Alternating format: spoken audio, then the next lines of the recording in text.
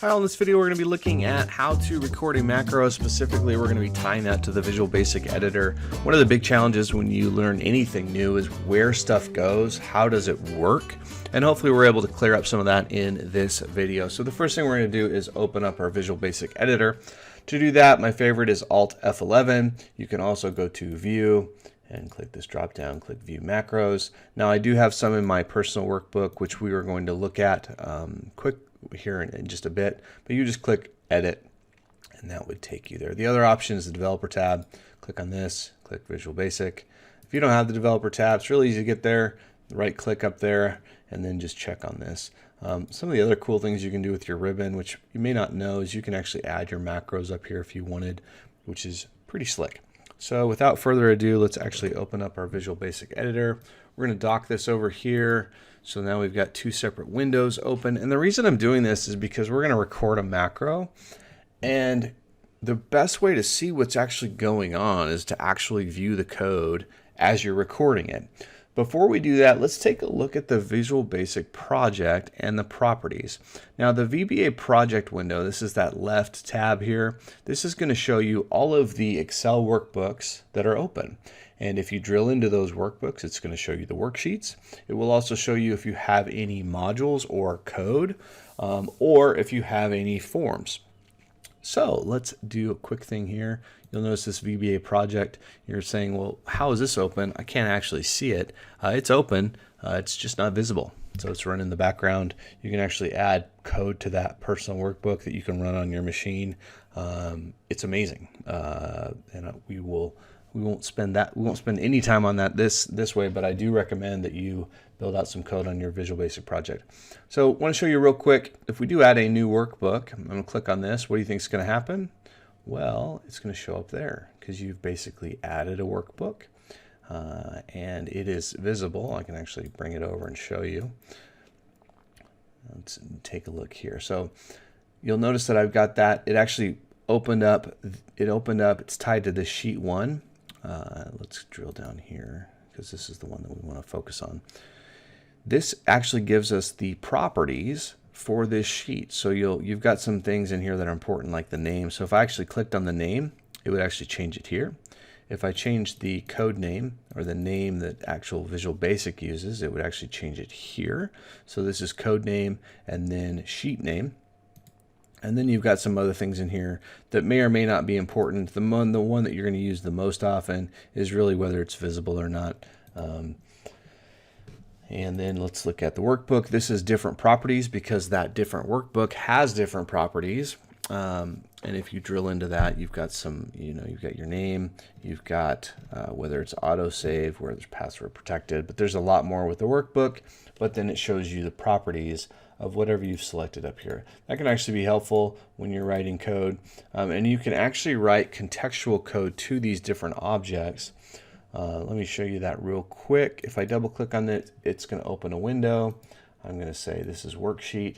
And really, there is all of these options that can run specific code only to that sheet. And it will be tied to that sheet. And really, it's around whether I select, whether I double click, etc. You do the same thing with this workbook. If we click on this workbook, there are open if you save, and it's really more of workbook type code. But again, these are not global. They are tied specifically to the workbook. It's tied specifically to the sheet versus macros, which we're going to do right now, which when we record a macro, it will actually do code that is specific to that entire workbook, or it's more global in scope. So without further ado, let's record a macro. We're going to keep it really simple. We're going to insert a sheet. We're going to rename the sheet. We're going to add some headers, and then we will be done. To record a macro, easiest way to do that, there's 3 ways essentially. On your developer tab, you can hit record. You can actually go view, record here, or my favorite, which is this little tab down here. I'm going to click on that guy. We're going to call this record macro.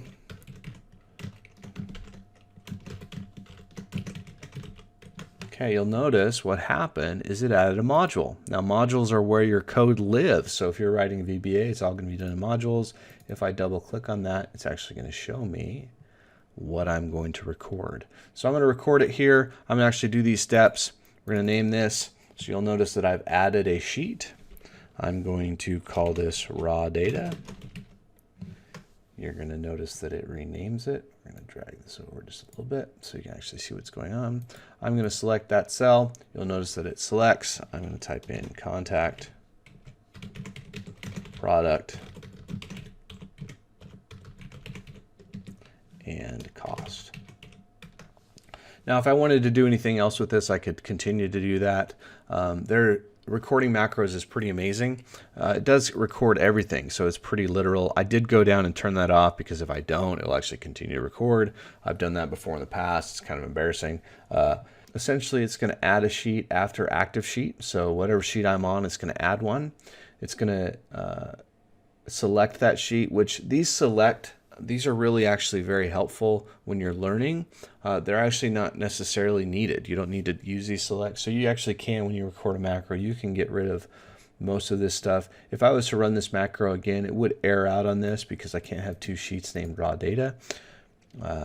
But we do have a macro. It is in this module. So now let's take a look. Now you'll notice modules, the properties for modules, not a whole lot. You're going to have a little bit more if you use forms. And so let's talk about adding different, if we wanted to add a different macro, we could call it sub message, and we're going to just do an MSG message box. We're going to do hello world because that's what you're supposed to do. And we now have two different macros. So if I came over here and went macros, view macros, I would actually have message and record because these are two different subs.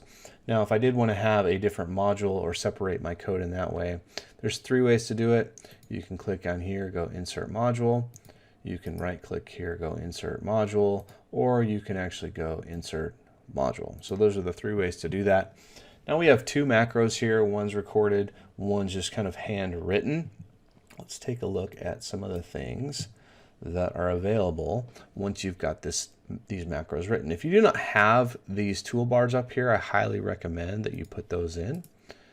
And to get those, you just click on that. You're going to want your debug, your edit, and your standard. A couple things going on. You see how this is green? That essentially is commented out. You can do that with a single quote. You can actually do that afterwards. This is text. Put that after, and it'll actually comment that out. It also means that you won't run that. So if we wanted to get rid of this because we know this is going to cause errors, we can comment out a block or comment out more than that if we wanted. So comment, and you can uncomment. Now if we do want to run our code, let's take a look here. If you do have, really quick before we kind of move on, if you do have multiple subs, you can actually go over here and click on those. So I'm now in my message. And if we want to run that code, you simply click run, and it's going to pull up this little message box, hello world. If we want to put in a breakpoint, breakpoints actually stop the code. So we're going to click on that. Try to put a breakpoint on my blank line. It's not going to allow me to do that, but it will let me put it there. Now if I run it, it's actually going to stop, turn yellow, and then I can either hit that play button. F5 is also, F5 also works. F8 goes one line at a time. And so we've got this open. My computer keeps yelling at me, and I hit F8, which is the reason why I went one line at a time. I can also hit F8, and it can walk me through it one at a time, which is nice. And let's take a look here. What else we have going on? A couple windows in here real quick. These are actually really nice. I highly recommend the immediate window. It's this guy right here. Took me years to figure this out. Highly recommend it. The reason is because you can actually do some pretty cool stuff.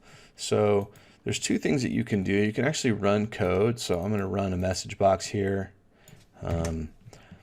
And it will run a single line of code. I'm going to just change this to hello immediate. And I'm probably going to spell it wrong. I did. So if I hit enter, it's going to actually pull up and it's going to run that code even. The other thing that you can do is instead of actually running single codes, you can actually, if you put in the question mark, it will actually run, I'm going to dock this again. If I put in the question mark and I want to know what the active cell is,